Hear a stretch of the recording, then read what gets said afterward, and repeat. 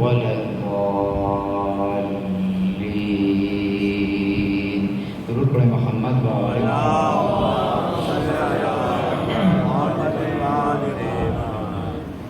ایک سورہ فاتحہ کی اور التماس ہے فرش عزا پر بیٹھے ہوئے جتنے مومنین ہیں ان کے گزشتگان کو شامل کرتے ہوئے شہدائے ملت جعفریہ کو شامل کرتے ہوئے تمام علماء اور ربانیین اور خاص بانیان مجلس کی گزشتگان کے لیے اور جو اس عزاخانے کے بانیان میں ہیں اس دار خانی سے رحلت کر چکے.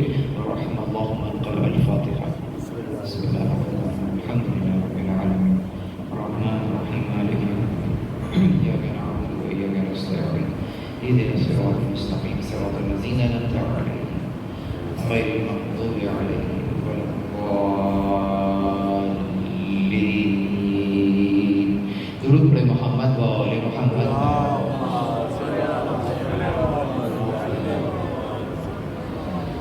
أعوذ بالله من الشيطان الرجيم. بسم الله الرحمن الرحيم. الحمد لله رب العالمين.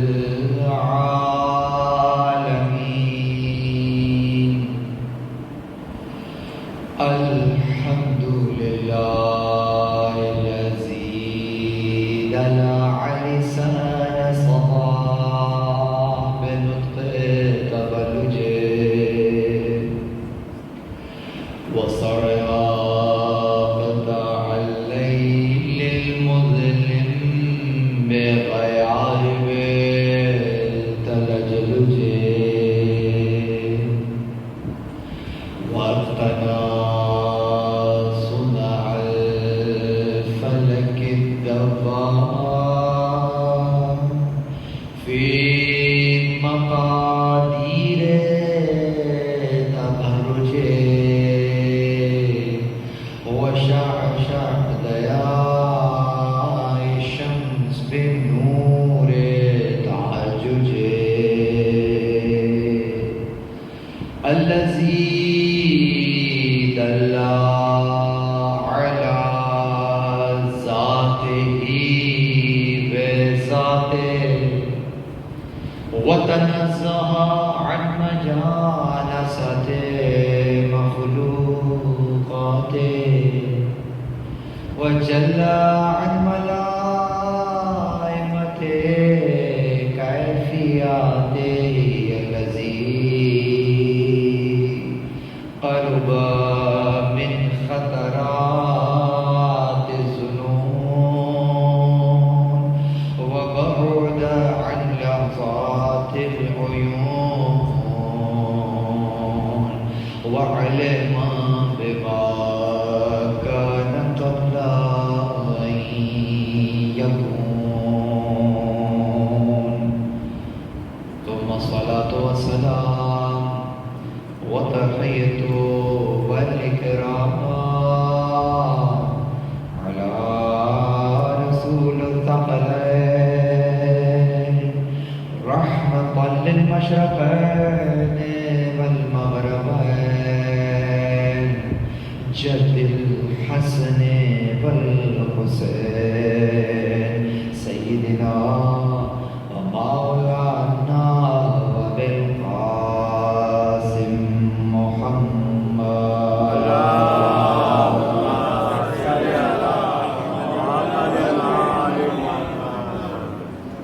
وأهل بيته الطيبين الطاهرين المعصومين المظلومين المنتجبين الذين أذهب الله عنهم الرجس وطهرهم تطهيرا.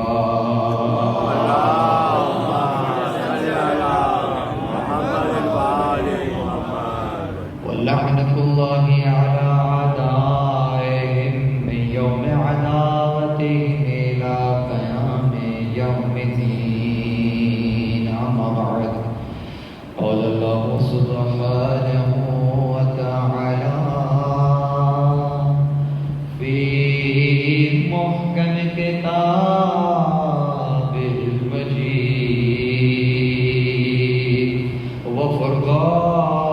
الخالق الحميد بسم الله الرحمن الرحيم الله الذي خلق السماوات والأرض وما بينهما في 6 أيام ثم استوى على العرش ما لكم من دونه من ولي ولا شفيع أفلا تتذكرون درود پڑھیں محمد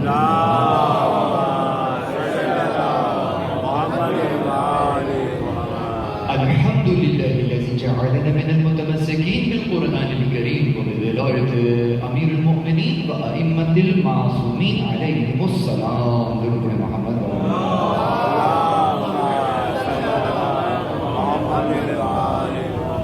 تمام تک تعریفیں خدائے وحدہ لا شریک کے لیے درود اور سلام محمد اور اہل بیت محمد علیہ الصلوۃ والسلام کی ذوات مقدسہ پر حمد ہے اس خدا کی کہ جس نے ہمیں اور آپ کو قرآن کریم ولایت امیر المومنین اور دیگر ائمہ علیہم السلام کی ولایت سے متمسک کیا۔ پروردگار عالم کا لطف ہے، پروردگار عالم کا احسان ہے، پروردگار عالم کی توفیق ہے کہ اس نے ہمیں آج یہ ایک اور موقع عنایت فرمایا کہ ہم اور آپ آج ایک مرتبہ پھر فرش اعضاء پر موجود ہیں، اور ہمیشہ کی طرح اس بار بھی وہ رزق پا رہے ہیں کہ جو ختم ہونے والا رزق نہیں ہے، باقی رہنے والا رزق ہے۔ آج ان سلسلہ مجالس کی تیسری اور آخری نشست ہے، جو عنوان ان مجالس کا قرار پایا وہ کربلا ظہور ولایت ہے۔ انشاءاللہ آج اختصار کو ملحوظ خاطر رکھتے ہوئے جس قدر ممکن ہو سکا پروردگار عالم اس وقت میں اتنی برکت ڈال دے کہ بہت سے مضامین میں اس مختصر وقت میں بیان کر سکوں۔ چنانچہ آج اس آیت کی شرح کریں گے، آیت کی شرح کے بعد ہم ولی کو سمجھیں گے، شفیع کو سمجھیں گے، اور ولی اور شفیع کو سمجھنے کے بعد اس کے بعد پھر ہم اس ولایت کی طرف رجوع کریں گے کہ جس کی طرف ہم نے موضوع کو جہاں ہم نے قرار دیا ہے اور جس کے ذیل میں ہم نے اس آیت کو بیان فرمایا۔ عزیزوں، سورہ مبارکہ سجدہ نزولی اعتبار سے جو 75واں سورہ ہے، وکرنا 32واں سورہ، 4 نمبر کی آیت اللہ، آیت شروع ہوتی ہے اللہ سے، اللہ اس میں جلالہ ہے، یعنی جب بیان کیا گیا اللہ کون اللہ، اب اس کے بعد اس اللہ کی خبر دی جائے گی۔ ایک مبتدا ہوتا ہے، ایک خبر ہوتی ہے، تو اب اللہ سے بات شروع ہوئی اور اس کے بعد میں اب خبر دی جائے گی۔ عموماً جب پروردگار عالم اپنی ذات کی طرف توجہ دلاتا ہے اس انداز سے تو ایک بہت ہی دلچسپ اسلوب اپناتا ہے۔ مثلا سورہ توحید ہی کی مثال لے لیجئے، کہتا ہے قل ہوا اللہ احد، میں نے توڑ کر پڑھا ہے تاکہ بچہ بھی سمجھ جائے، اور ایک ساتھ پڑھیں تو قل هو اللہ احد، اس میں کوئی چاشنی نہیں آ رہی جو توڑ کر پڑھنے میں بیان کچھ کرنا ہے۔ قل، پہلی بات تو یہ کہیے، ان سے کہیے، ہم تو بات نہیں کر رہے ان سے، انہوں نے بات جو ایسی کی ہے کہ تمہارا خدا ہے، کون ہے باپ اس کا، کون ہے ہمسر اس کا، کہاں ہے، بیٹا کس کا ہے، ہمارا خدا یہ ہے، تمہارا خدا کہاں ہے۔ تو جب اس قدر بیتوں کی بات کریں گے تو خدا اس قدر ان سے غضب کا اظہار کر رہا ہے، جلال کا اظہار کر رہا ہے، میرے نبی تم کہو ان سے، کیا کہو، قل ہوا، وہ اب وہ کے بعد کہتا ہے اللہ. ہوا کیا ہے؟ ہوا ضمیر، ہوا واحد مذکر غائب کی ضمیر. ضمیر کب استعمال ہوتی ہے؟ چاہے عربی ہو چاہے اردو، قانون تو وہی ہے. کلام کی خوبصورتی کو برقرار رکھنے کے لیے نام ایک مرتبہ استعمال ہوتا ہے اور بعد میں اس کی ضمیر استعمال ہوتی ہے. مثلا میں کہوں احمد بہت اچھا لڑکا ہے، احمد صبح سویرے اٹھتا ہے، احمد صبح سویرے ناشتہ کرتا ہے، احمد اسکول کے لیے تیار ہوتا ہے، احمد جو ہے. ابھی میں کہتا جاؤں اور احمد احمد احمد، کلام کی خوبصورتی متاثر ہو رہی ہے. تو یہاں پہ کیا قرینہ ہے، کیا طریقہ ہے، کیا قانون ہے، اسلوب کیا ہے؟ کہا احمد اچھا لڑکا ہے، وہ صبح سویرے اٹھتا ہے. اب یہاں احمد کو وہ سے بدل دیا. کیوں؟ اس لیے کہ اگر میں یوں ہی کہوں وہ اچھا لڑکا ہے، اب یعنی کون، کس کی بات ہو رہی ہے؟ تو اس وہ سے پہلے نام کا ہونا ضروری ہے، تبھی اس وہ میں گہرائی پیدا ہوگی، ورنہ سمجھ میں ہی نہیں آئے گا. وہ اچھا لڑکا ہے، وہ پیر اٹھتا ہے، وہ یوں کرتا ہے، کون ہے وہ، کون ہے؟ تو اب یہاں اسی لیے اسم پہلے آئے گا اور ضمیر بعد میں آئے گی. لیکن اس آیت کے اندر اسلوب بدلا ہوا ہے. اسلوب میں ضمیر پہلے آئی ہے، ہوا، قل کہو، ہوا وہ، اور ہوا کے بعد کہہ رہے ہیں اللہ. اسم بعد میں ضمیر پہلے، اسلوب کیا ٹوٹ گیا اسلوب. تو ایسا کیوں ہوا؟ ایسا دو وجوہات کی وجہ سے ہوا ہے. ایسی ضمیر جو عربی شناس ہیں یا طالب علم ہیں ان کے لیے بیان کر رہا ہوں کہ وہ ضمیر کہ جو اسم سے پہلے آ جائے تو اس ضمیر کو ضمیر شان کہتے ہیں. خاص ضمیر ضمیر شان کہہ رہا ہے کہ جو اسم سے پہلے آ گئی ہے. اچھا پہلے کیوں آئی ہے؟ یقیناً کسی حقیقت کا بیان کر رہی ہے، اس کی شان بیان کر رہی ہے. کیسے بیان کر رہی ہے؟ آئی ادھر آئی ہے. مطلب اگر انسان کی سویلائزیشن پر چلے جائیے، انسانیت کی سویلائزیشن پہ چلے جائیے، 15,000 سال پہلے چلے جائیں، کبھی چلے جائیں، انسانیت جب سے چل رہی ہے دنیا میں، چاہے کوئی بھی مذہب ہو، چاہے کوئی بھی دھرم ہو، چاہے کوئی بھی بلیف ہو، اس مذہب میں آپ کو کچھ دکھے نہ دکھے ایک شے دکھے گی، اور وہ کیا؟ وہ یہ کہ یہ عبادت کی طرف مائل ہو گئے، ان کی عبادت گاہ ملے گی، چاہے ہندوازم ہو چاہے بدھ مت ہو. اور اگر کھنڈرات کو بھی ٹٹول ٹٹول کے دیکھیے، کھرچ کھرچ کے دیکھیے، تو موہنجو دڑو میں چلے جائیے، ہڑپا چلے جائیے، وہاں ٹیکسلا چلے جائیے، وہاں پر بھی وہ جو 3,600 سال پرانی تہذیب ہے وہاں چلے جائیے، وہاں پر بھی آپ کو کوئی گرجا نظر آئے گا، اور وہاں ان کے انداز کے کچھ خداؤں کی تصویریں ہوں گی یا مجسمے ہوں گے جن کو وہ انداز اختیار کیا کرتے تھے. تو ایک بات تو طے ہو گئی کہ یہ بات تو فطرت میں ہے کہ کوئی ہے، چاہے کسی بھی جگہ سے انسان تعلق رکھتا ہو، یہ بات فطرت میں ہے کہ کوئی ہے. اب مسئلہ یہ ہے کہ وہ جو کوئی ہے وہ کون ہے؟ اس کون کے مصداق میں غلطی ہوتی ہے، لیکن کوئی میں غلطی نہیں ہو رہی ہے، کیونکہ فطرت کہہ رہی ہے کوئی ہے. یہ ایسی حقیقت ہے، خدا ایک ایسی حقیقت کا نام ہے کہ انسان کی فطرت کہہ رہی ہے کوئی ہے. سورہ توحید نے اسی کوئی پر ہاتھ رکھ دیا کہ ان سے کہو وہ جو کوئی ہے، وہ جو تمہارے اندر ہے، وہ جس کا تعارف تمہارے یہاں ہے. اور میں ایک اور سوال کر لوں، اگر میں مشرکین مکہ کے پاس ہوتا تو میں ایک سوال کر لیتا، میں کہتا کہ یہ جو تم نے کعبے میں یہ جو 360 بتوں کو رکھ دیا ہے، وہ 360 کی بات تو بعد میں ہوگی، مجھے یہ بتاؤ کہ جس دن تم نے پہلا بت رکھا تھا، اس بہت توجہ رہے، میں ایک دلیل قائم کر رہا ہوں، جس دن تم نے پہلا بت رکھا تھا، اس پہلے بت کو رکھنے کے بعد دوسرے بت کو رکھنے کی ضرورت کیا پیش آئی تھی؟ جس دن تم نے پہلے کے برابر میں دوسرا رکھ دیا، گویا اسی دن یہ طے ہو گیا کہ وہ جو کوئی ہے اس کوئی کا جواب تمہیں یہ بت رکھ کر نہیں ملا. تم نے دوسرا بت رکھ دیا اور تم نے دوسرا بت رکھنے کے بعد بھی اکتفا نہ کیا، تیسرا بت رکھ دیا. تم بتوں پہ بت رکھتے چلے گئے، تمہیں جواب نہیں مل پایا کہ وہ کوئی کون ہے. رسول اللہ کی زبانی اللہ نے پہچانوایا. اے میرے حبیب، ان سے کہہ دو کہ یہ جو اس کوئی کو تلاش کر رہے ہیں وہ کوئی اور نہیں، اللہ ہے. هو اللہ، وہ اللہ ہے. وہ کون جو غائب ہے، نظر نہیں آتا ہے. اللہ اکبر. ہوا اللہ، وہ اللہ. تو یہ ایک ایسا حقیقت کا بیان ہے. اور وہ جو اللہ ہے وہ کئی نہیں ہیں، احد ایک ہے.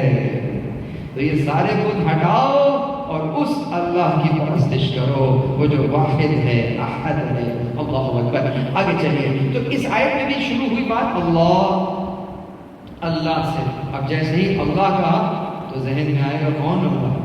تو کہا وہی اللہ. وہی کون اللہ؟ وہی اللہ الذی. اب الذی کے بعد کیا ہے؟ خبر ہے. کس کی؟ اس اللہ کی. تو اللہ اپنا تعارف کرا رہا ہے.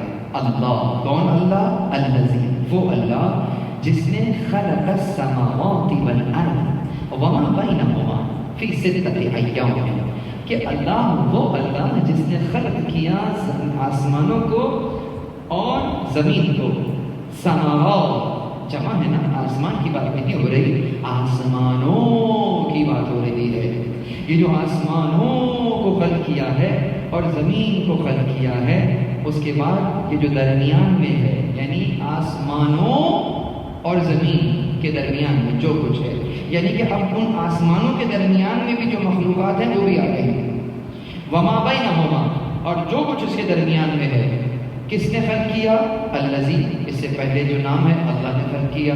کتنے دنوں میں خلق کیا؟ کہا ستۃ ایام میں، 6 دنوں میں پیدا کیا. ثم، پھر اس کے بعد ثم بتا رہا ہے کہ ایک الگ پروسیس ہے، لیکن اس کے بعد ایک اور مرحلہ ہے. کہا ثم استوى علی العرش. اس کے بعد عرش پر استوا کیا. میں نے استوا کا ترجمہ نہیں کیا، استوا کیا. اس کے بعد کہتا ہے، اب یہ بیان کر دیا، جب 6 دن کا بیان کر دیا تو اب سوال قائم کر سکتا ہوں میں کہ وہ پروردگار کہ جو کہتا ہے، یعنی کہ جب کسی شے کے ہونے کا ارادہ کرتا ہے تو کہتا ہے کن فیکون، کہ ہو جا، پس یکون، وہ ہو جاتی ہے. اور یہ کن بھی سمجھانے کے لیے ہے، وگرنہ اس نے ارادہ کیا یعنی کہ وہ ہو گیا. ارادے اور فعل میں کوئی فرق تو نہیں ہے، خدا کا ارادہ ہے. اس نے کہا کن، کہا کیا؟ کہا تو آپ کو مجھے سمجھانے کے لیے ہے، وگرنہ جب کن ہوا تو فیکون سامنے ہے. تو 6 دنوں میں کس طرح سے پیدا کیے گئے؟ کن فیکون کہہ کر کیوں نہیں پیدا کر دیا؟ وہ آیت ٹھیک ہے یا یہ آیت ٹھیک ہے؟ آیتیں دونوں آیتیں، اور ایسا لگتا ہے کہ ٹکرا گئی آپس میں. کہا کن فیکون اور دوسری طرف کہتا ہے 6 دن میں پیدا کیا. سوال بنتا ہے لیکن جواب کیا ہے؟ جواب یہ ہے کہ کن فیکون بھی ٹھیک ہے اور ستۃ ایام بھی ٹھیک ہے. کیوں؟ اس لیے کہ اگر تمہیں اس کن کے پیچھے پروردگار کی جو غایت ہے، پروردگار کا جو ارادہ ہے، اگر تمہیں وہ معلوم ہو تو تمہیں ستۃ ایام سمجھ میں آ جائیں گے. اور وہ کیا؟ وہ یہ کہ پروردگار عالم مسبب الاسباب ہے، اسباب مہیا فرماتا ہے. یعنی آپ کو بھی خلق کرے گا اور وہ جو ضروریات ہیں جن کے اوپر آپ کی اور میری حیات کا دار و مدار ہے، یہ ان ضروریات کو بھی پورا کرے گا اور خلق کرے گا. پروردگار عالم مخلوق کو بھی خلق کرے گا اور ان تغیرات کو بھی خلق کرے گا جن سے مخلوق متغیر ہوتی ہے.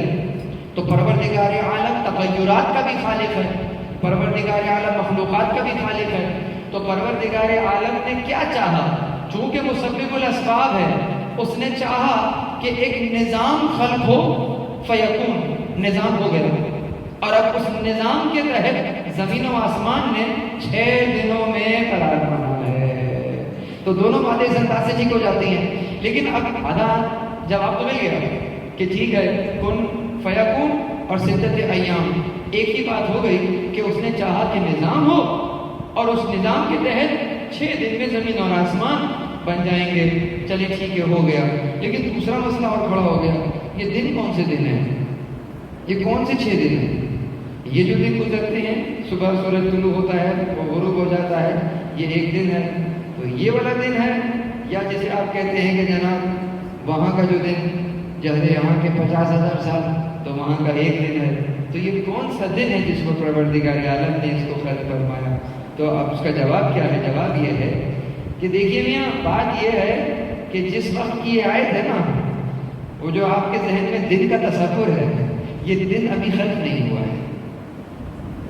جس کو آپ دن کہتے ہیں سورج کی اور زمین کی اس گردش کو, کہ سورج کی ایک دن کی مسافت جو ہوتی ہے وہ ایک دن کہلاتا ہے, تو ابھی سورج میاں تو خلق ہی نہیں ہوئے ہیں, ابھی چاند تو خلق ہی نہیں ہوا ہے, ابھی آپ کا سولر سسٹم خلق نہیں ہوا ہے.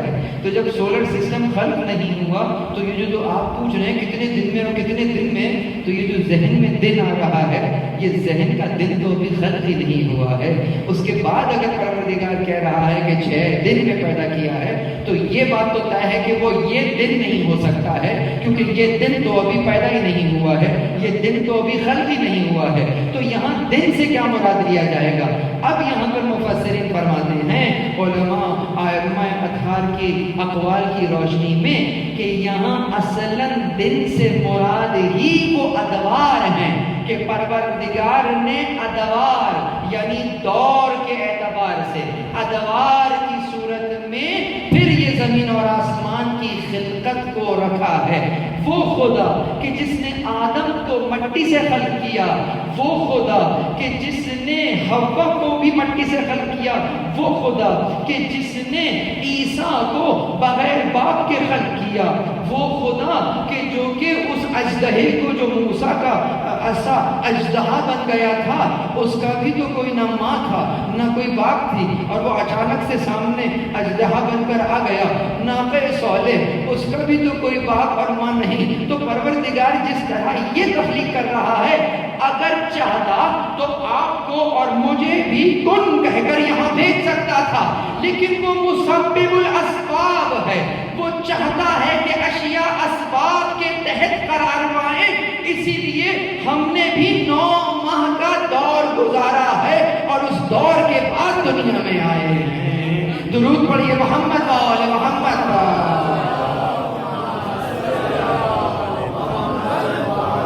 یہ ادوار ہیں عزیزوں, ادوار ہیں. آپ کی اور میری خلقت جو میں سمجھ بیٹھا ہوں کہ میں یہاں پر موجود ہوں, مر جاؤں گا اس عالم میں چلا جاؤں گا, بس بات ختم ہو جائے گی. یہیں پہ شاعر نے بھی کہہ دیا 2 عالم, یہ والا عالم وہ والا عالم, اور کتنے عالم ہو گئے؟ کہا 2 عالم. کیا کہنے آپ کے اس 2 عالم کے؟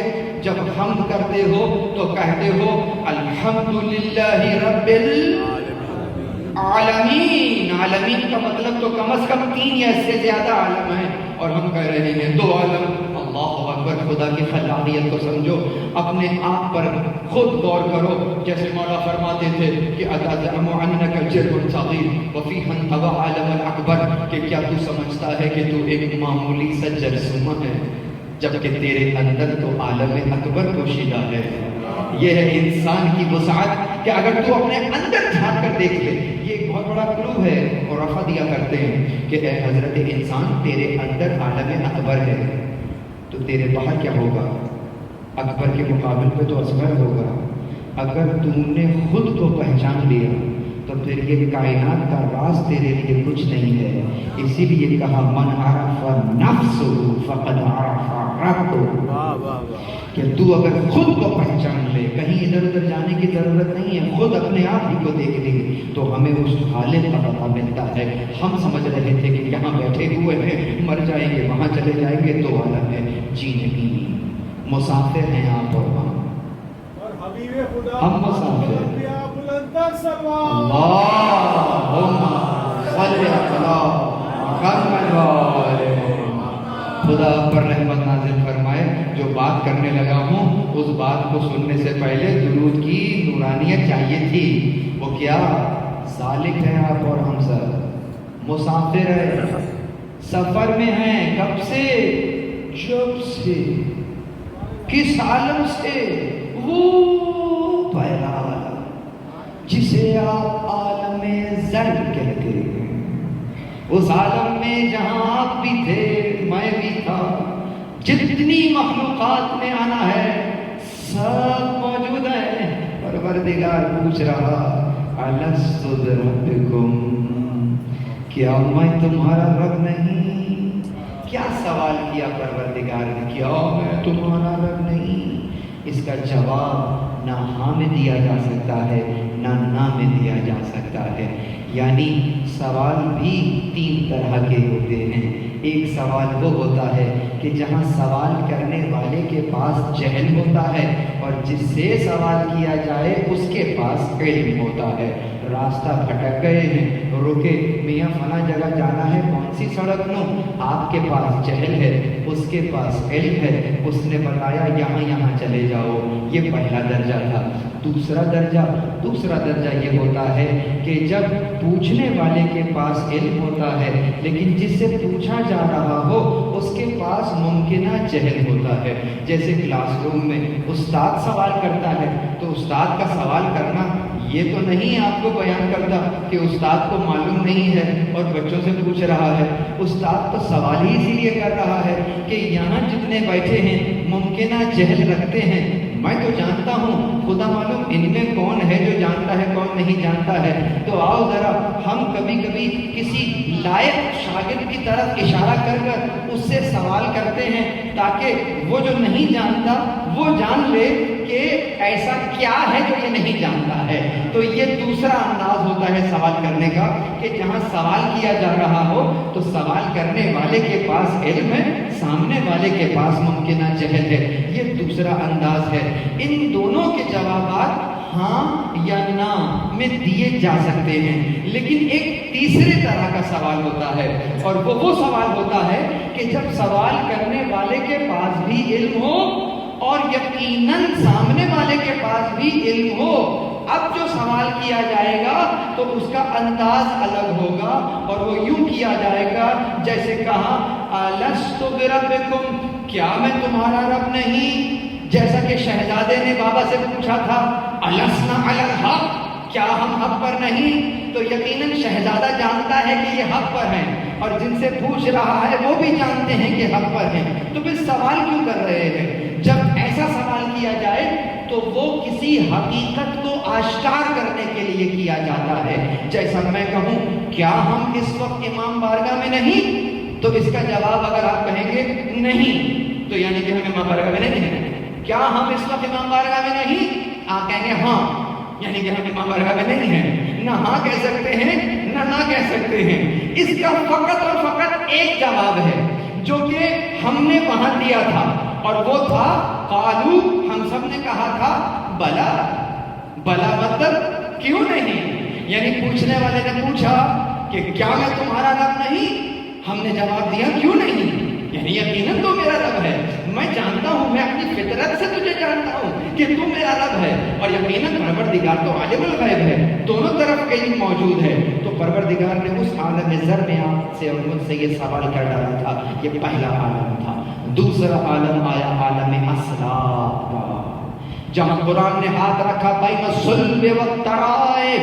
کہاں تھے ہم؟ کہا بین الصلب والترائب، کہیں تھے پشت اور صلب کے درمیان میں کہیں تھے۔ ذرا ہاتھ تو رکھ کے بتاؤ کہ کہاں تھے؟ کہیں نہیں رکھ سکتے۔ تم کسی ڈاکٹر سے کہو یہ رہا ترائب اور صلب کا مجھے پتا نہیں کہاں ہے اور میں کہاں ہوں درمیان میں، میڈیکل سائنس ہاتھ نہیں رکھ سکتی کہ کہاں ہے، لیکن اتنا معلوم ہے کہ ہے کہیں یہیں کہیں۔ اسی لیے کہا تھا کہ ہم نے ان کو ظہور ہی ان کی پشتوں سے نکالا تھا، تو پشت تو سامنے ہے لیکن میں کہاں ہوں ہاتھ نہیں رکھ سکتا، تو مگر میں ہوں، کہاں ہوں معلوم نہیں۔ کون سا عالم ہے؟ عالم صلب۔ عالم صلب سے نیچے آئے تیسرا عالم آیا، یہ عالم آیا عالم نطفہ، اور اس عالم نطفہ کو پروردگار نے مزید مراحل کے طور پر بیان فرمایا کہ هل أتى على الإنسان حين من الدهر لم يكن شيئا مذكورا. کس بات پر اڑتا ہے انسان کہ اس پر ایک وقت وہ آیا ہے کہ جب یہ کوئی قابل ذکر شے نہ تھا. گویا شے تھا قابل ذکر نہ تھا. شے تھا لم یکن شیء مذکورا، کوئی قابل ذکر شے نہ تھا. جوانوں کو ان کی زبان میں سمجھا دوں. کبھی موبائل میں ایسی فائل ڈاؤن لوڈ ہو جاتی ہے کہ جب جس کو پلے کرتے ہیں تو وہ پلے نہیں کر رہا ہوتا. کبھی کمپیوٹر میں ایسی فائل آتی ہے کہ جب ڈبل کلک کرتے ہیں تو وہ پریشان ہو جاتا ہے کہ اس کو کس سافٹ ویئر سے کھولنا ہے. میں سمجھ نہیں پا رہا ہوں کہ یہ فائل کون سی فائل ہے. اگرچہ فائل ہونے سے انکار نہیں ہے، فائل تو ہے، لیکن کیسی اور کون سی ہے یہ میں سمجھ نہیں پا رہا ہوں.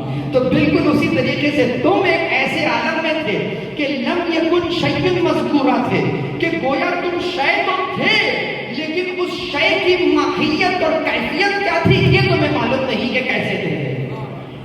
اکثر لوگوں نے اپنی کم علمی کی بنیاد پر یہ ترجمے کر ڈالے اور یہ تفاسیر لکھ ڈالی کہ جناب اس لیے لم یکن شیء مذکورا تھے کہ انسان کی خلقت جس شے سے ہوتی ہے نا، اس شے کو کوئی اپنی محفل میں بیان نہیں کرتا، کوئی نام نہیں لیتا. کیوں؟ بڑی پاک و پاکیزہ محفل ہے تو اس نجس چیز کا نام لینا تو محفل ذرا خراب ہو جاتی ہے.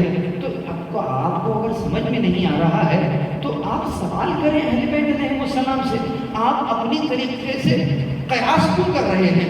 آپ کی محفل اتنی پاک و پاکیزہ کہ آپ تو نام نہیں لے رہے کہ محفل نجس ہو جائے گی، اور وہ پروردگار اگلی ہی آیت کے اندر نام لے رہا ہے کہ خلقنا الانسان من نطفۃ امشاج، اس نے انسان کو خلق کیا نطفۃ، اچھلتے ہوئے پانی سے. یہ نام لے لیا اس نے، قرآن میں لے لیا. آپ کی محفل پاک ہے یا قرآن پاک ہے؟ تو اس نے تو نام لے لیا. اس کا مطلب یہ ہے کہ بات اس چیز کی نہیں ہو رہی ہے، بات واقعتاً ایسے فارمیٹ کی ہو رہی ہے جو میں سمجھ نہیں سکتا تھا. اس کے بعد کہا کہ یہ جو نطفہ ہے خلقنا الانسان من نطفۃ امشاج نبتلیہ فجعلناہ سمیعا بصیرا. اس وقت جب میں کروٹیں بدل رہا ہوں اس عالم نطفہ کے اندر، پروردگار عالم نے آپ کو اور مجھے ایک تحفہ دے دیا اور کہا ہم نے فجعلنا. کیوں؟ اس لیے کہ اس سے پہلے نبتلی کیا تھا، تمہیں امتحان میں ڈالا تھا. امتحان میں تمہیں ڈالے اور تمہیں امتحان کو کلیئر کرنے کے لیے لوازمات نہ دے. یہ تو پروردگار کے لطف کے مخالف ہے. پروردگار کا لطف کیا ہے؟ تمہیں امتحان میں ڈال رہا ہے تو امتحان میں کامیابی کے لیے جو دو چیزیں دے رہا ہے اس میں کہا فجعلناہ سمیعا بصیرا، ہم نے اسے سننے والا اور دیکھنے والا بنا دیا. سمیعا بصیرا، سماعت دے دی، بصارت دے دی. گویا ان سماعت اور بصارت سے تمہیں ایک کام لینا ہے، وہ نبتلہ جو تمہیں امتحان میں ڈالا ہے. کیوں ڈالا ہے؟ تمہیں دو چیزیں دے رہے ہیں اور امتحان میں ڈال رہے ہیں. اب دیکھتے ہیں کہ کیا کرتے ہو. کیوں؟ اِنَّا هَدَيْنَاهُ السَّبِيلَ، ہم نے تمہیں سبیل کی ہدایت کر دی ہے، تمہیں سمیع بھی بنا دیا ہے، تمہیں بصیر بھی بنا دیا ہے. دیکھنا یہ ہے کہ اما شاکر و اما کفور، کہ تم شکر کرتے ہو یا کفران نعمت کر دیتے ہو. پروردگار نے ہدایت کر دی.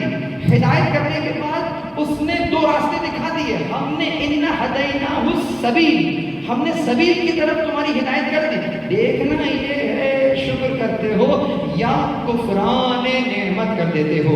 کون سے عالم کی بات ہو رہی ہے؟ ابھی تیسرا ہی عالم ہے. پھر کہا ہم نے نطفے کو علقہ بنایا، علقے کو مضغہ بنایا، مضغے کو عظام بنایا، اور پھر اس کے اندر جناب لحم چڑھا دیا اور یہ کر دیا اور وہ کر دیا. اس کے بعد پھر آپ کو اس عالم میں قرار دیا جو کہ چوتھا عالم ہے.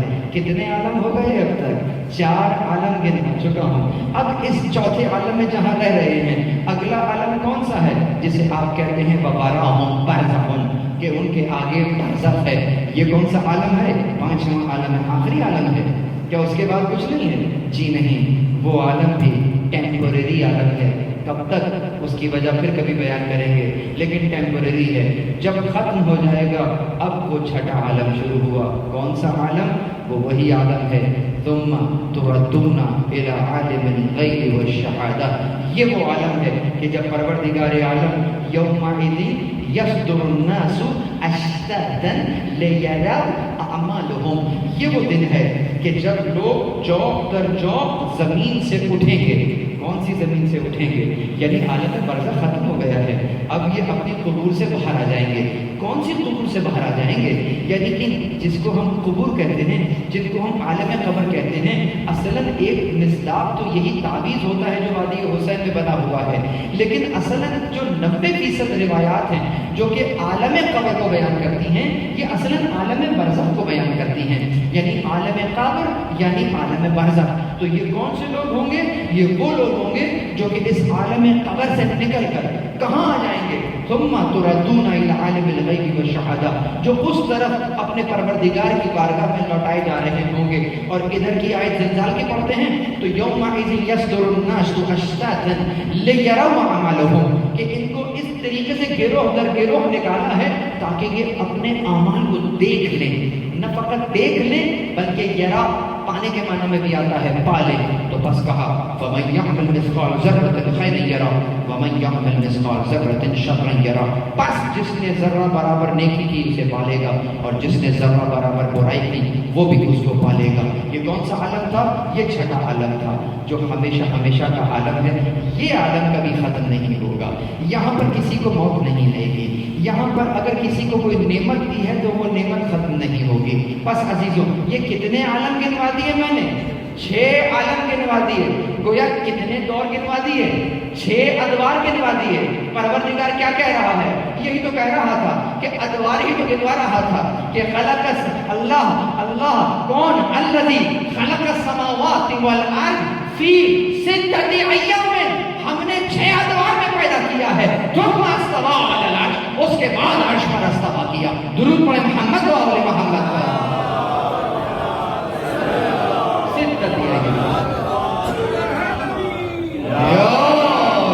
اتنی ہی بلند آواز میں درود پڑھ دیجیے.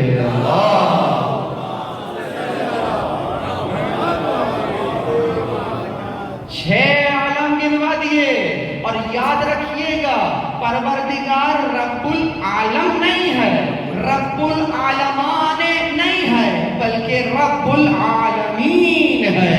وہی پروردگار ہے جو ہمیں عالم ذر میں ربوبیت کر رہا تھا، جو ہمیں عالم صلب میں بھی پال رہا تھا، جو ہمیں عالم رحم میں بھی پال رہا تھا، جو ہمیں اس عالم دنیا میں بھی پال رہا ہے، اور جو عالم برزخ میں بھی پالے گا، اور جو ہمیشہ کی زندگی میں بھی پالے گا. اب اس انداز سے اب جب آپ الحمدللہ رب العالمین پڑھیں گے تو سمجھ میں آئے گا میرا پروردگار کس کس عالم میں مجھے پال رہا ہے. درود پڑھیں محمد و آل محمد. رب العالمین، پروردگار رب العالمین ہے. اس کے بعد کہتا ہے ثم استوى علی العرش، پھر عرش پر استوا کیا. استوا کا مطلب ہوتا ہے ظاہری ترجمہ بیٹھنا. تو بھائیوں نے ترجمہ کیا کہ عرش پر بیٹھ گیا. تو بیٹھ گیا تو کہاں بیٹھا؟ کہاں؟ کرسی پہ بیٹھ گیا. اللہ اکبر. کرسی پہ بیٹھ گیا تو کرسی پر بیٹھنے کی کیفیت بھی بیان کی گئی. کہاں کیسے بیٹھا ہے؟ کہاں کرسی پر ایسے بیٹھا ہے کہ اس کے جو اس کے دونوں اطراف میں سے جو اس کی چربی ہے وہ کرسی سے لٹک رہی ہے، اور چونکہ لٹک رہی ہے تو کرسی پھر چرچرا رہی ہے. کوئی عام آدمی تھوڑی بیٹھا ہے، آدمی کی کیا رب سمجھانے کے لیے وہ تو خالق ہے. کہاں وہ بیٹھا؟ کون بیٹھا؟ کہاں بیٹھا ہوا تو کرسی چرچرا رہی ہے. میں نے جب پہلی مرتبہ یہ تفسیر پڑھی تھی، میں نے کہا بھیا کرسی چرچرا رہی تھی، چلو وہ تو اس کی انکساری ہے، لیکن یہ تو دیکھو قوت مند کتنی ہے، اللہ کو بھی اٹھا لیا اس نے. اور جب پروردگار یہ تو دیکھو، چلو ٹھیک ہے چرچرا رہی ہے، چرچرانا تو بنتا ہے نا، ذرا یہ تو دیکھو کہ اٹھایا بات اس کو، تو اس کو اٹھا لیا اس نے. اچھا اٹھا لیا اور وہ اس کے اوپر بیٹھا ہوا ہے. جب بیٹھا ہوا ہے تو یقیناً بیٹھا تو اس وقت جاتا ہے کہ ذرا تھک گیا ہوں، بیٹھ کر آرام کر لوں. جو کبھی کھڑا ہوا تھا تو وہ بیٹھے گا، جب کھڑا ہوا تھا تو بیٹھا ہے. تو اس عالم کو چینج ہونا، یہ تغیر اور تبدل ہوا یا نہ ہوا، وہ تو تغیرات کا خلق کرنے والا ہے، وہاں کوئی تغیر نہیں ہے، وہاں کوئی تبدل نہیں ہے، وہ تو آثار کو خلق کرنے والا ہے، وہ تو تغیرات کو خلق کرنے والا ہے کہ جس کے خلق کیے ہوئے تغیرات سے مخلوق نے متغیر ہونا ہے، وہاں نہ تغیر ہے نہ تبدل ہے، وہاں کوئی حرکت نہیں ہے۔ یہ حرکت اور سکون یہ دونوں اصطلاحات آپس میں ایک دوسرے سے جو مخالف ہیں۔ حرکت کہاں ہوتی ہے؟ جہاں کبھی سکون ہو۔ سکون کہاں ہوتا ہے؟ جہاں کبھی حرکت ہوئی ہو۔ نہ وہاں حرکت ہے نہ وہاں سکون ہے، اس لیے کہ وہ تو حرکت اور سکون کا خلق کرنے والا ہے۔ اب میں کتنی باتیں گنواؤں، کیوں نہ ہم ائمہ کے دروازے پہ چلیں اور ان سے ہی ایک جملہ لے لیں کہ مولا آپ کوئی ایک جملہ عنایت فرمائیں، خدا کی قسم لکھ کر میں گھر کے دروازے پہ لگاؤں گا، آتے جاتے دیکھتا ہوا جاؤں گا کہ میرے مولا نے کیسے سمجھایا تھا پروردگار کو۔ ایک جملہ فرمایا صادق آل محمد نے، فرماتے ہیں کہ وہ بہت توجہ رہے، وہ ہر اس شے کی ضد ہے جو آپس میں ضد رکھتی ہے۔ اب اس جملے کو سوچتے ہوئے جائیے گا کیا کہا ہے، وہ ہر اس شے کی ضد ہے جو آپس میں ضد رکھتی ہے۔ جیسے میں نے کہا وہاں حرکت ہے تو آپ کہیں گے حرکت کا الٹ کیا ہے؟ سکون۔ تو اگر حرکت کا الٹ سکون ہے تو یہ وہاں ایسی حرکت نہیں ہو سکتی۔ اگر سکون کو تصور کروں تو سکون کا الٹ حرکت موجود ہے، یہاں وہاں پر وہ اس قسم کا سکون نہیں ہو سکتا۔ کل میں نے مثال دی تھی عالم کی کہ خدا عالم ہے، تو میں نے تصور کیا کہ اچھا یہ جو سلمان عالم ہے یہ علم کے ساتھ عالم ہے، یعنی کہ یہاں جو عالم ہے اس کا اپوزٹ جہل موجود ہے، یعنی یہ جو علم مجھے ہے اس علم کا الٹ ضد موجود ہے۔ تو اس کا مطلب یہ ہے کہ وہاں جو علم ہے وہ بغیر ضد کے موجود ہے، اس لیے کہ کوئی ایسی شے نہیں ہے کہ جسے وہ نہ جانتا ہو۔ یقیناً تم اشیاء کو ہونے کے بعد جانتے ہو، اور وہ وَعَلِمَ بِمَا كَانَ قَبْلَ أَن يَكُونَ، وہ جانتا ہے اشیاء کو ان کے ہونے سے پہلے۔ درود پڑھیں محمد وعلیہ استوا۔ اب یہاں پر میں استوا پر آتا ہوں، تو استوا کا مطلب کیا ہوا؟ بیٹھا تو نہیں ہے پھر استوا کہاں؟ اچھا چلو ٹھیک ہے، پوچھتے ہیں یہ بٹھایا جو ہے تم نے کہاں بٹھایا ہے؟ وہ چلو کرسی میں تو بٹھا دیا ہے، لیکن اس کو اور عرش ذرا اور اچھا نام لیں، کہاں تخت پر بٹھایا۔ تخت پہ کون بیٹھتا ہے؟ بادشاہ بیٹھتا ہے۔ اچھا تخت بادشاہ صوفے پہ نہیں بیٹھتا، تخت پہ بیٹھتا ہے۔ بچوں کو بھائی تخت کا مطلب کیا ہے؟ بادشاہ تخت پر بیٹھتا ہے، کیوں بیٹھتا ہے؟ کہا تاکہ امور سلطنت کو چلائے، یعنی پروردگار عالم اگر استوا کہہ رہا ہے عرش پر، خلقت کے فوراً بعد جائیے ہوم ورک دے رہا ہوں، قرآن کریم پڑھیے گا، جہاں پر بھی زمین اور آسمان کی خلقت کا بیان آئے گا نا فوراً وہ استوا کی بات کرے گا، استوا کو الگ نہیں کرے گا۔ کیوں؟ کیا بتانا چاہتا ہے؟ بتانا یہ چاہتا ہے کہ چونکہ خلق ہم نے کیا ہے تو اس کی تدبیر بھی ہم ہی کریں گے، تدبیر کوئی اور نہیں کرے گا، خلق بھی ہماری تدبیر بھی ہماری، اسی کو کہتے ہیں مدبر الامور، یعنی امور کا مدبر، تدبیر کرنے والا۔ ایسا نہیں ہو سکتا کہ ہم نے خلق کر دیا اس کے بعد ہمارے خلق کی ہوئی اشیاء کی تقدیر کوئی اور کہہ رہا ہو کہ پروردگار تو یہ کہہ رہا ہے جی نہیں یہ ہوگا، یہ شرک ہوگا۔ پروردگار نے اسی لیے خلقت کے فوراً بعد استوا کی بات کی ہے، یعنی خلق بھی ہماری تدبیر بھی ہماری۔ اب جب خلق بھی ہماری ہے تدبیر بھی ہماری ہے، یعنی اشیاء اپنے ہونے میں عدم سے ہست میں آنے کی، وجود میں آنے کے لیے محتاج ہیں، اور وجود میں رہنے کے لیے بھی ہماری محتاج ہیں، اور اپنے امور کو انجام دینے میں بھی ہماری محتاج ہیں۔ تو جب سب اشیاء ہماری محتاج ہیں خلق ہونے میں بھی اور اپنی تدبیر میں بھی، تو اگلا جملہ اب پھر پروردگار نے سامنے رکھ دیا، ما لکم من دونہ من ولی ولا شفیع، تمہارے لیے اس کو چھوڑ کر نہ کوئی ولی ہے نہ کوئی شفیع۔ افلا تتذکرون، کیا تم تذکر نہیں کرتے؟ کیا تم تدبر نہیں کرتے؟ کیا مانا؟ پروردگار عالم نے اپنے ولی ہونے کے لیے جس چیز کا بیان کیا وہ اس کی خلاقیت تھی، وہ اس کی تدبیر تھی. بہت توجہ رہے. یعنی پروردگار اپنی ولایت سمجھا رہا ہے نہ کہ ولایت سمجھا رہا ہے. یہاں لانا چاہتا ہوں میں. جو کربلا ظہور ولایت ہے، ولایت نہیں.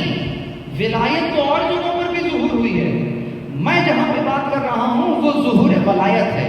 جیسے پروردگار نے اپنی ولایت کا ظہور جب کیا تو اس انداز سے کیا کہ خلق بھی ہماری ہے، تدبیر بھی ہماری ہے.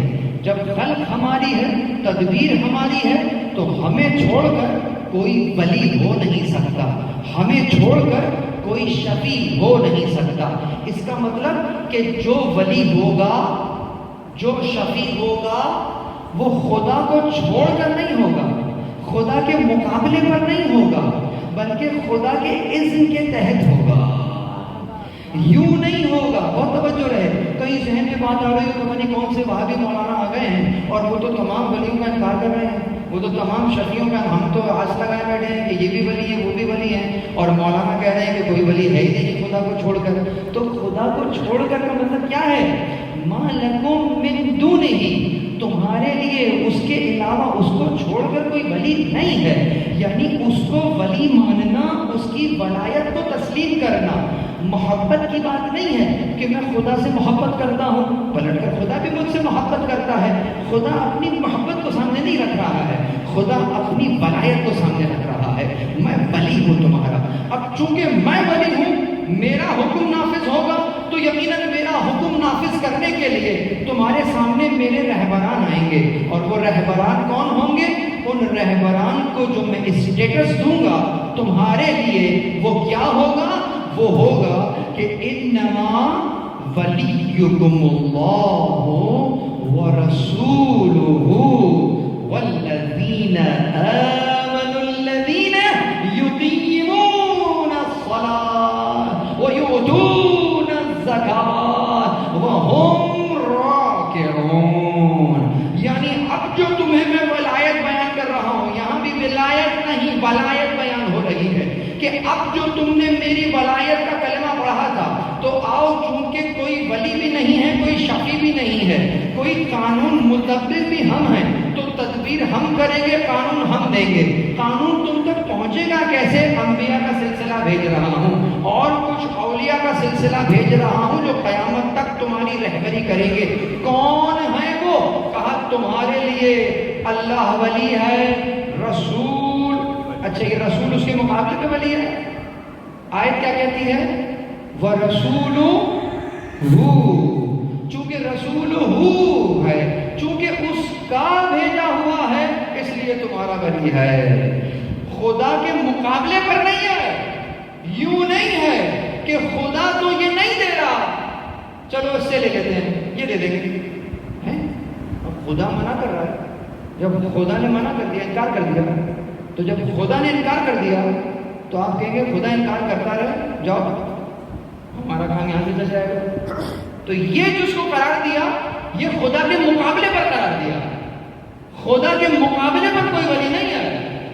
خدا کی ولایت کے ذیل میں اس نے کچھ ولایتیں بتائی ہیں کہ انما ولیکم اللہ ورسولہ، چونکہ یہ رسول اس کا ہے، اس کے اذن سے ہے، اذن یافتہ ہے، یہ بھی تمہارا ولی ہے. تو یہ کس کا قانون سامنے رکھے گا؟ خدا ہی کا قانون سامنے رکھے گا نا، نہ کہ خدا کے مقابلے میں کوئی قانون سامنے رکھے گا. اور اس کے بعد وہ ولی ہے. اب یہاں پر نام لے لیتے، نام لے لیا، یہاں صفات بیان کی، اور یہ نہیں کی کہ وہ ولی ہے کہ جو کہ جناب ایمان لائے گا، نماز پڑھے گا اور حالت رکوع میں زکوٰۃ دے گا. جی نہیں، دے گا کی بات نہیں ہے، جو دے رہا ہے اس کی بات ہے. یعنی وہ مومنین جو ایمان لائے ہیں، اب یہاں پر آج آیت رک جاتی تو سارے مومنین جو ایمان لائے ہیں سب ولی بن جاتے ہیں. جیسا کہ آج کل بنے ہوئے ہر آدمی ولی بنا ہوا ہے، ہر آدمی. تو کیا کہا؟ وہ ہے کہ جو ایمان لائے ہیں، اور اب ذرا اس کو شرنک کیا دائرے کو، والذین آمنوا الذین یقیمون الصلاۃ، انہوں نے نماز کو قائم کیا ہے. تم نماز پڑھنے والے ہو، وہ نماز قائم کرنے والے ہیں. جو نماز کو قائم کر رہے ہیں وہ ہیں. اور کیا کر رہے ہیں؟ اور دائرے کو تنگ کیا.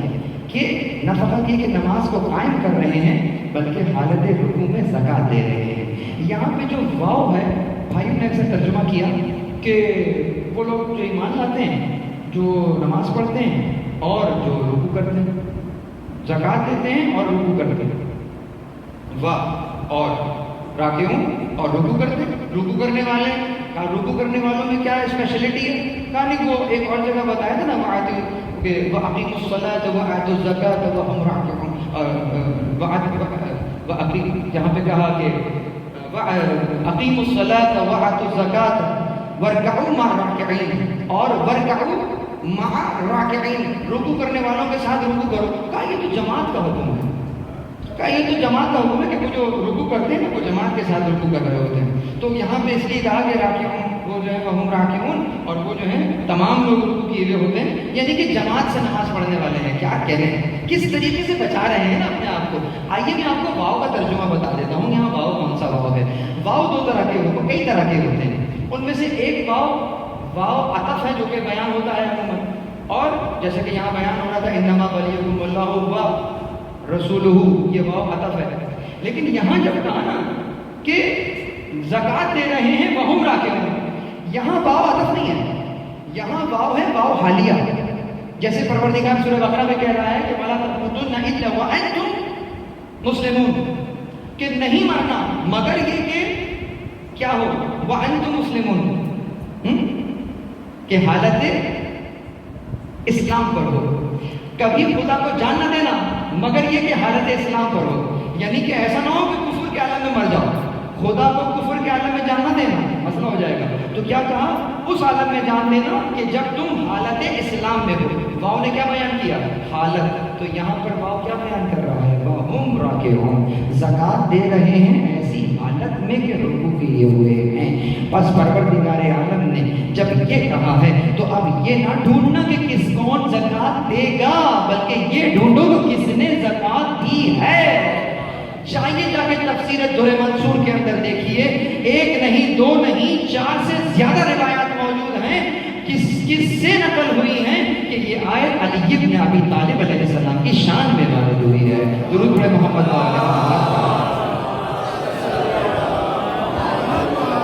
بس عزیزوں اگر یہاں تک آ گئے ہیں تو بہت ساری چیزوں کو چھوڑنا پڑے گا، موضوع کو پڑھنا میں سمیٹ نہیں پاؤں گا۔ تو ولا کی بات ہو رہی ہے، ولا کی بات نہیں ہو رہی ہے۔ اس آیت کے اندر ولا کی بات ہو رہی ہے، ولا کی بات نہیں ہو رہی ہے۔ ولا سے بنا ہے ولایت اور ولا سے بنا ہے ولی، یعنی یہاں پر کس چیز کی بات ہے، ولایت کو واو کے نیچے اگر زیر دے دیتے ہو جسے کسرہ کہتے ہیں، اور اگر اسی واو کے اوپر فتح دے دیتے ہو جسے زبر کہتے ہیں، تو یہی لفظ ولایت بھی ہے، یہی لفظ ولایت بھی ہے۔ ولایت اور ولایت دونوں انداز سے پڑھا جائے گا۔ ولی اس کا جو ریشہ ہے وہ نکلے گا واو لام یا، یہ تمام الفاظ واو لام یا سے بنیں گے۔ اس سے بنے گا ولا، اس سے بنے گا ولا، اس سے بنے گا مولا، اس سے بنے گا متولی، اس سے بنے گا تمام کے تمام جو ولا سے بننے والے ہیں۔ اگر میں اس بحث کو چھیڑ دوں تو 10 تصویریں کم از کم چاہیے ہوں گی، تو سمیٹ دیتے ہیں۔ تو ولا ہی سے بنتے ہیں تمام کے تمام الفاظ، لیکن ایک فرق کے ساتھ ہے، مختصر کر دوں۔ فرق کیا ہے، ولایت کا مطلب یہ ہے، ولایت اگر واو کی کثرہ کے ساتھ دی گئی ہے تو اس کا مطلب ہوتا ہے ایک محبت، یعنی محبت۔ اہل بیت علیہ السلام سے ہم محبت کرتے ہیں اور اہل بیت سے ہم محبت کرتے ہیں اور اہل بیت ہم سے محبت کرتے ہیں، تو یقیناً جب محبت کی بات آتی ہے تو اس لفظ کی تاثیر 2 طرفہ ہو جاتی ہے۔ کتنی طرفہ؟ 2 طرفہ، یعنی واو کے نیچے کسرہ دے دیا تو تاثیر بدل گئی، یعنی 2 طرفہ تاثیر ہے، ادھر بھی ادھر بھی۔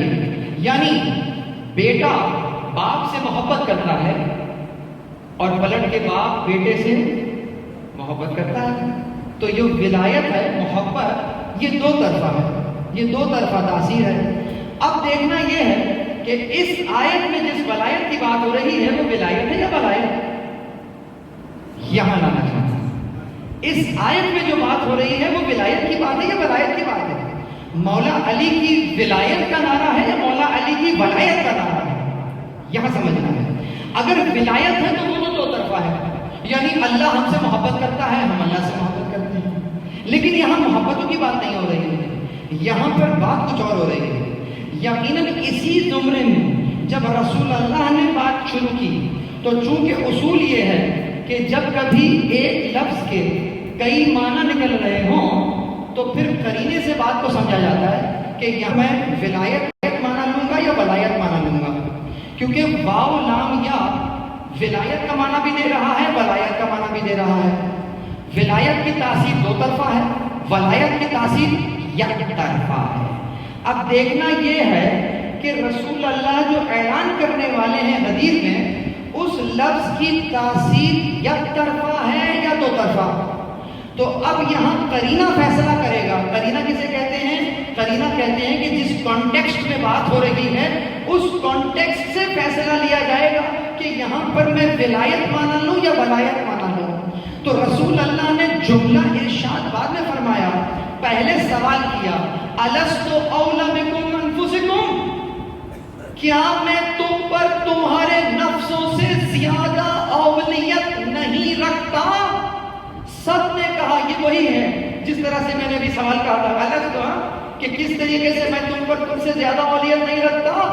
سب نے کہا قالوا بلا، کیوں نہیں؟ یعنی کہ رسول اللہ نے جس کانٹیکسٹ میں بات شروع کی ہے وہ اولیت کی بات کی ہے۔ اولا بھی بلا سے بنتا ہے، اولا اولیت بلا سے بنا ہے۔ تو اب رسول اللہ نے کہا کہ کیا میں تم سے زیادہ اولیت نہیں رکھتا؟ اب اس اولیت کی تاثیر اگر دو طرفہ لی جائے تو اس کا مطلب یہ ہے کہ رسول اللہ مومنین کے نفوس پر اولیت رکھتے ہیں اور مومنین رسول اللہ کے نفس پر اولیت رکھتے ہیں۔ تو بات کہاں چلی جائے گی؟ اب مجھے ذرا وہ مومن کو دکھاؤ کہ جو رسول اللہ کے نفس پر اولیت رکھتا ہو۔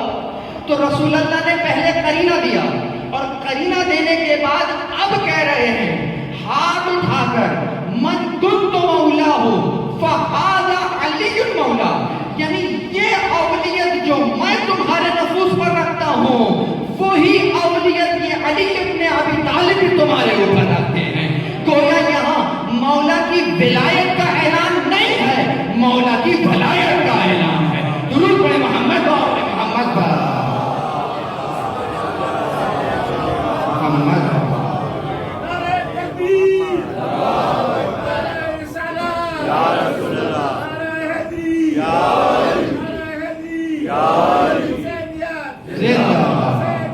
زندہ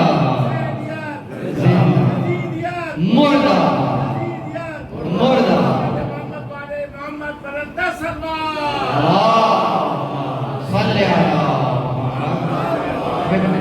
سمجھ میں آ رہی ہیں باتیں؟ مشکل تو نہیں ہو رہی؟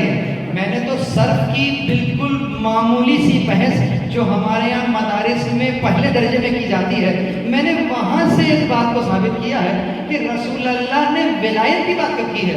رسول اللہ نے تو ولایت کی بات کی ہے، یعنی کہ میں اولا و تصرف ہوں۔ اور رسول اللہ نے ایک آیت کی طرف اشارہ کیا، آیت نہیں پڑھی تھی، آیت تو سب کو حفظ تھی، حافظ تھے قرآن کے، النبی اولا بالمؤمنین من انفسہم، کہ جو نبی ہیں وہ مومنین کے نفوس پر اولیت رکھتے ہیں۔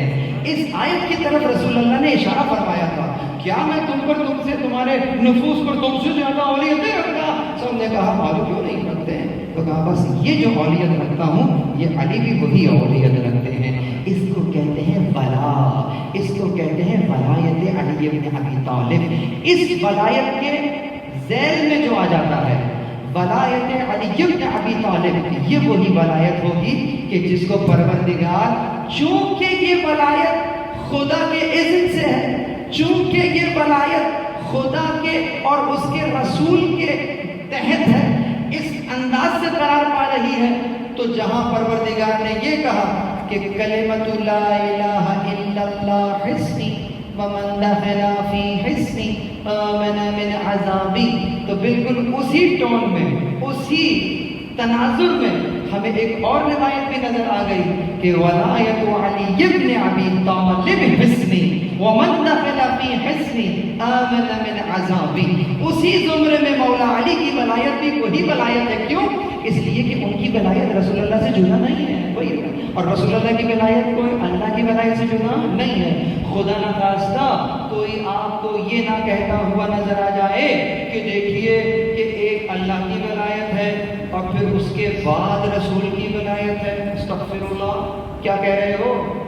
اللہ کی ولایت ہے پھر اس کے بعد کا کیا کام ہے؟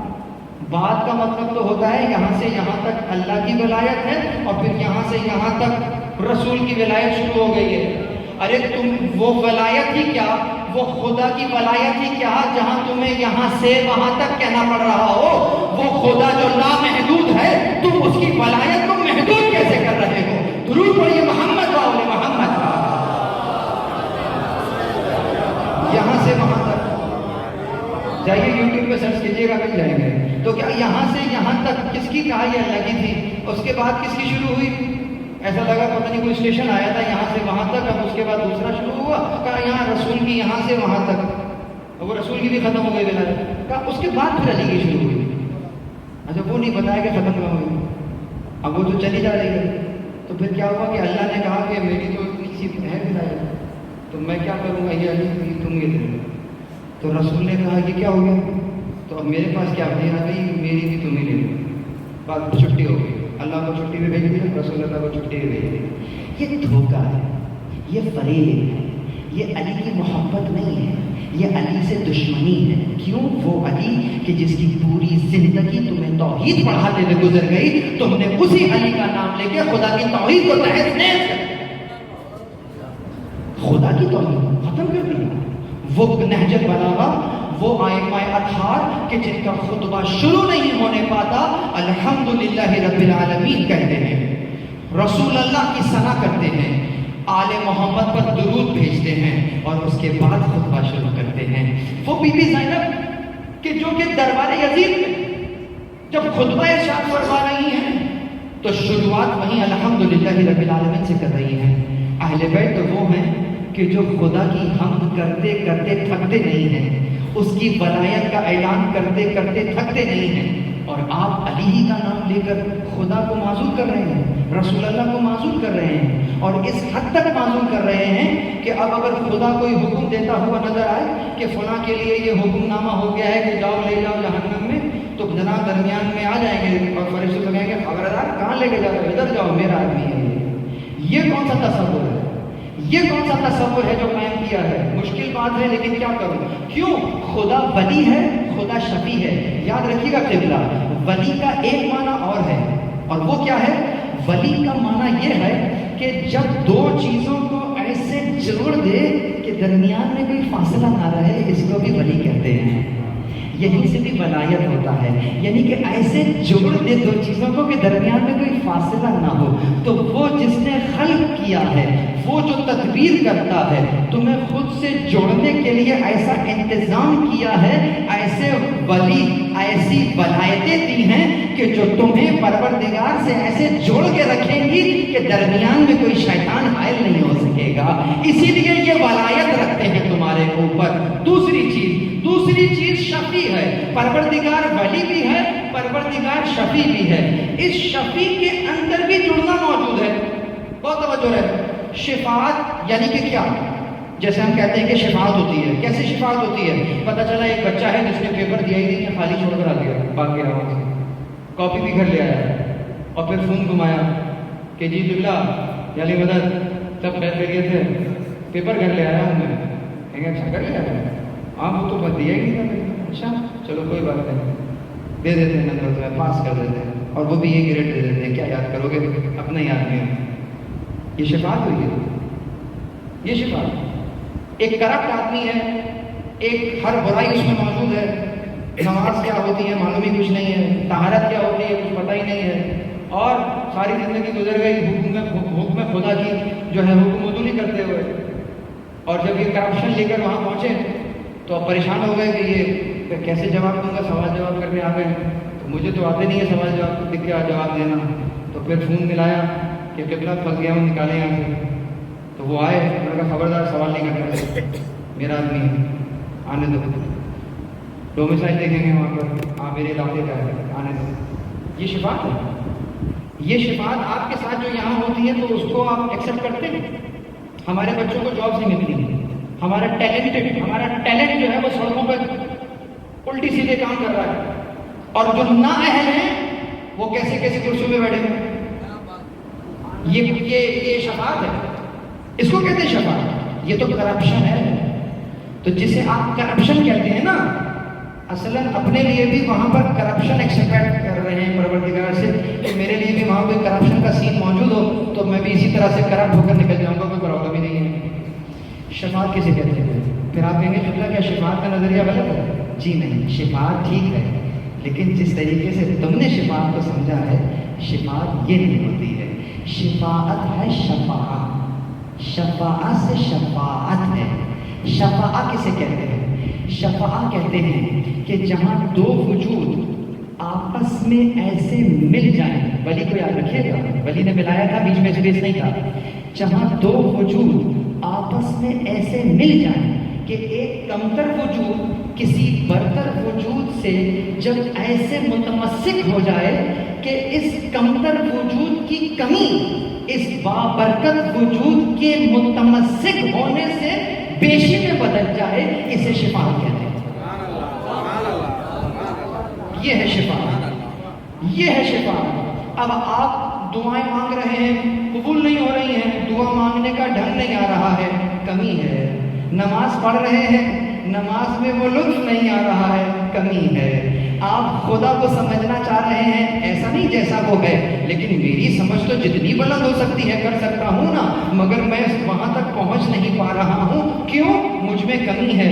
तो आओ दर मोहम्मद और आले मोहम्मद से मुतमस्सिक हो जाओ, दुआओं को मांगने का ढंग भी आ जाएगा, वो तुम्हें सहीफा सज्जादिया पकड़ा देंगे कि तो हर दिन की दुआ है, यहाँ से ये दुआ शुरू कर दो, वहां से वो दुआ शुरू कर दो। तुम्हें मौला अली की मनाजात सामने आ जाएंगी, वो तुम्हें बताएंगे कि जब परवरदिगार आलम से मनाजात करना तो ये उसलूब होता है उससे मांगने का। आओ, जब तुम हमारे दरवाजे पर आकर हमारी तरह से मांगना शुरू करोगे, तुम्हारे वजूद की कमी हमारे वजूद की बरकत की वजह से पेशी में बदल जाएगी, इसको शफाअत कहते हैं। दुरूद पढ़िए मोहम्मद व आले मोहम्मद पर। ये है शफाअत, ये शफाअत। अब मुझे बताइए तुमला, ये शफाअत मरने से पहले होगी या मरने के बाद? इसका आगाज कहां से होगा? मरने से पहले या मरने के बाद? ये अहलियत का पैदा करना, यानी किसी शफाअत को जज करने की अहलियत का पैदा करना, ये मरने से पहले होगा या मरने के बाद? ये शफाअत मरने से पहले होगी। इसीलिए दुआएं तवस्सुल पढ़ते हैं। दुआएं तवस्सुल मरने के बाद पढ़ते हैं या मरने से पहले? इन्ना तवज्जहना वस्तशफअना वतवस्सलना बिका इलल्लाह। वहां जाना है मुझे जहां आप पहुंचे हुए हैं, आपसे तवस्सुल कर रहा हूं, वहां पहुंचा दीजिए। ये जो मेरी वजूद की कमी है वहां ना पहुंच पाने के लिए, कि अगर कमी ना होती तो वहां पहुंच जाता, आइए आपके दरवाजे पर आया हूं। बिल्ला आप मुझे भी वैसा वजी कर दीजिए खुदा के सामने जैसे आप वजी हैं उसके सामने। This is what we call Shafaat, कि इन्ना तवज्जहना वस्तशफअना व तवस्सलना बिका इलल्लाह या वजीहन इंदल्लाह इश्फा लना इंदल्लाह। दुरूद पढ़े मोहम्मद और मोहम्मद। ये शफाअत। हाँ, समझ में आया शफाअत क्या है? तो अपने अंदर अहलियत को पैदा करें, नूरानियत को पैदा करें, ताकि आले मोहम्मद के वो मफाहीम और वो तज़क्कुर जो वो हमें दे रहे हैं अपने नफ्स में जज़्ब कर सकें। एक मिसाल दूंगा, फिर मैं रब्ते मसाइल पे चला जाऊंगा। ये मिसाल मैं बच्चों को दिया करता हूँ कि अगर किसी लकड़ी को मकनातीस पर रगड़ते रहो, लकड़ी लकड़ी रहेगी, मकनातीस रहेगा। लेकिन जहाँ तुमने एक लोहे की कील को मकनातीस पर रगड़ना शुरू किया, कितना कुछ ही देर के बाद उस लोहे में वो कशिश आ जाएगी जो मकनातीस में थी। ये क्या हुआ? मकनातीस न बनी, तुम अली नहीं बन सकते। लेकिन बहुत तवज्जो रहे, ये जो कील थी ये मकनातीस नहीं बनी है, मकनातीस तो वही है, लेकिन ये चूंकि उससे तमस्सुक की हुई है وہی کشش اس میں بھی پیدا ہو رہی ہے. جتنا جتنا جشن کرتی جا رہی ہے اتنی ہی باکمال ہوتی جا رہی ہے. اسی لیے ان کی محفل میں بیٹھ کر جب بیزر آئے تو بوزر ہو گئے. جب فارس سے فارسی آئے بیٹھ کر اٹھے محمدی ہو کر اٹھ گئے. درود پڑھیے محمد و آل محمد پر.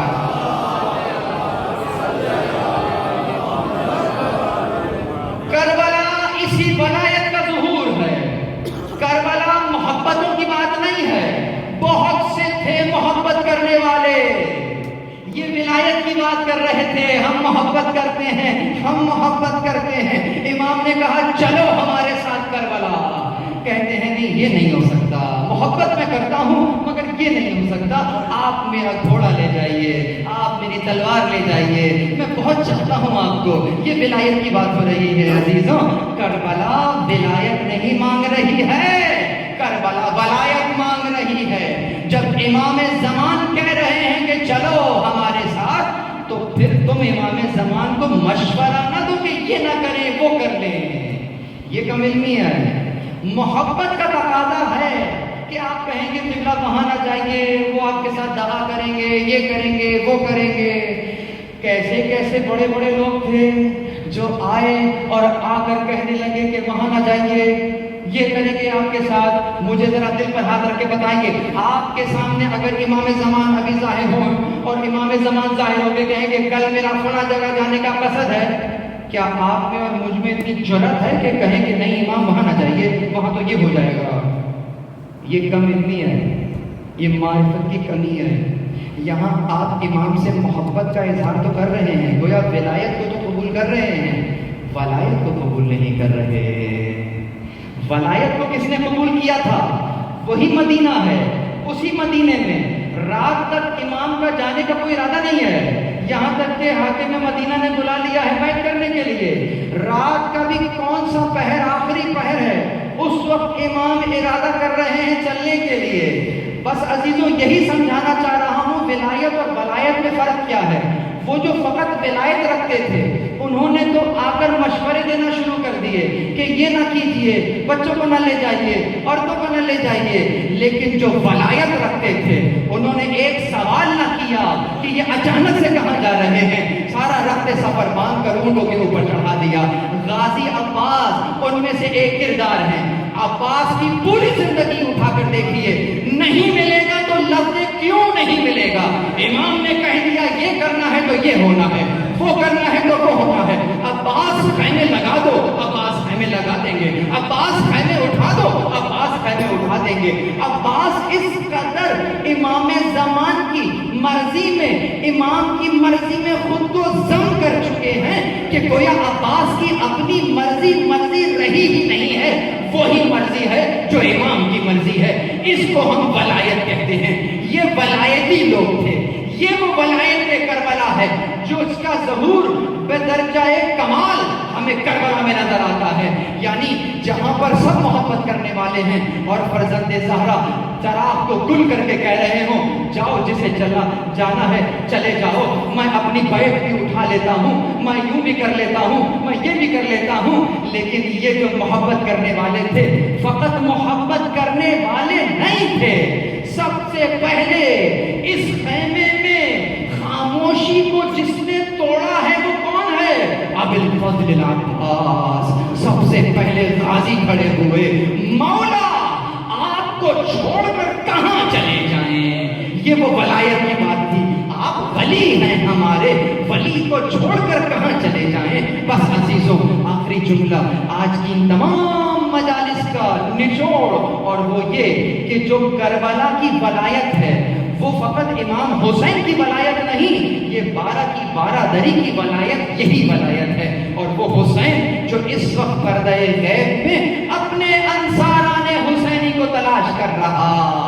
آؤ آج کی مجلس میں اس امام حسین کو جو کہ ابھی پردہ غیب میں ہیں, ہم اپنے دور کے امام حسین کو آج کوئی حبیب بن کر ان کی ولایت کو ایکسپٹ کرے, آج کوئی زہیر بن قین بن کر ان کی ولایت کو اختیار کرے, آج کوئی حبیب ابن مظاہر بن کر ان کی ولایت کو اس انداز سے اور ولایت کو اختیار کرے، یقین جانیے کہ جب اس امام حسین کو، ان امام حسین کو کہ جو پردہ غیب میں حل من ناصر کہہ رہے ہیں، جب انہیں ان کے انصاران حسینی 1444 ہجری مل جائیں گے، عجب نہیں اگلے ہی لمحے ظہور ہو جائیں گے۔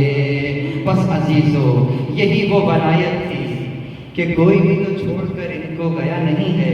شام کا بازار ہے اور اس بازار میں جب بیویوں کو بے انداز سے ہاتھوں میں رسیاں باندھی ہوئی ہیں، بس گردن ہاتھ بندھے ہوئے ہیں اور اونٹوں پر بٹھایا ہوا تھا، جب لے کر جا رہے تھے نا، وہاں پر بھی ایک شامی آیا تھا غریب میں، رو رہا ہے، کہا آپ نے کہا دور ہو جا ہماری سواری سے، کہتا ہے میں محبت کرتا ہوں آپ سے، میں آپ لوگوں سے محبت ہے، میرا دل جو ہے مائل ہو رہا ہے آپ کی طرف۔ آپ نے کہا جھوٹ بولتا ہے تو، اگر تو محبت واقعی ہم سے کرتا ہوتا تو یا تو تیرا سر نوکے سینہ پر ہوتا یا تو اسیروں میں شامل ہوتا۔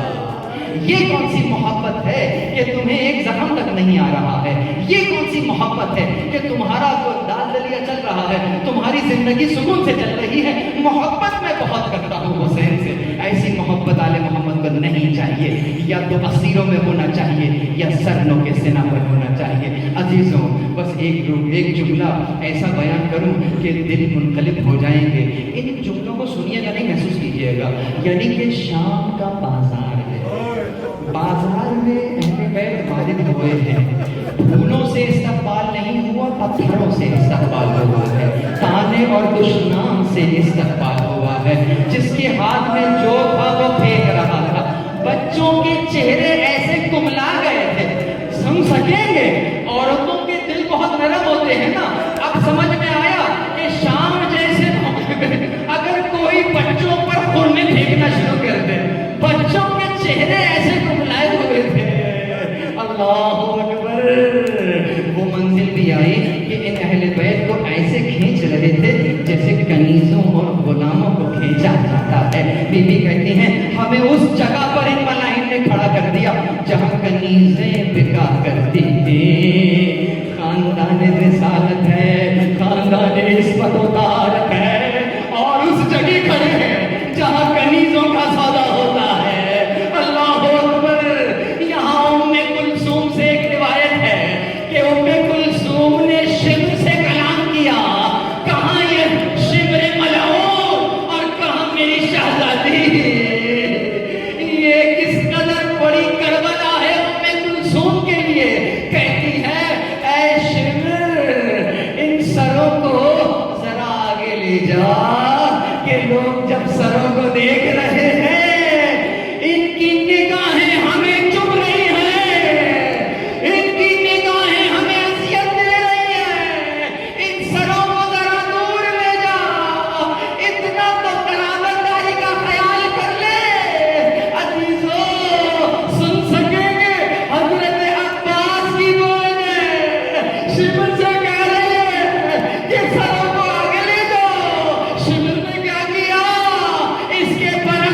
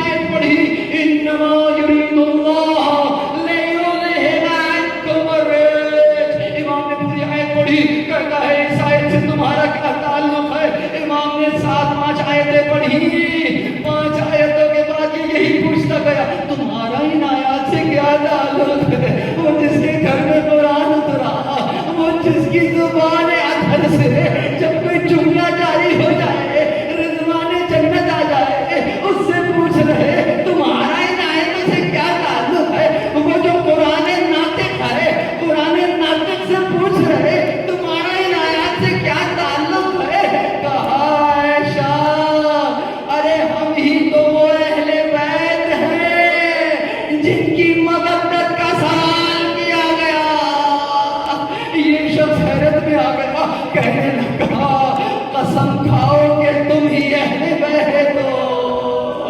زبان جل جائے کہتے ہو کہا خدا کی قسم ہم ہی وہ اہل بیت ہیں. بس عزیزو مقتل کی روایت اب یہاں سے شروع ہوتی ہے. کہتا ہے مجھے یہ عزت دے دیجئے میں قافلے کے آگے لیٹ جاتا ہوں تاکہ محشر میں رسول اللہ کو کہہ سکوں یا رسول اللہ آپ کی آن کا تماشا میں نے نہیں دیکھا. انا للہ وَإِنَّا إِلَيْهِ رَاجِعُونَ وَسَيَعْلَمُ الَّذِينَ ظَلَمُوا أَيَّ مُنقَلِبٍ يَنقَلِبُونَ. ماتم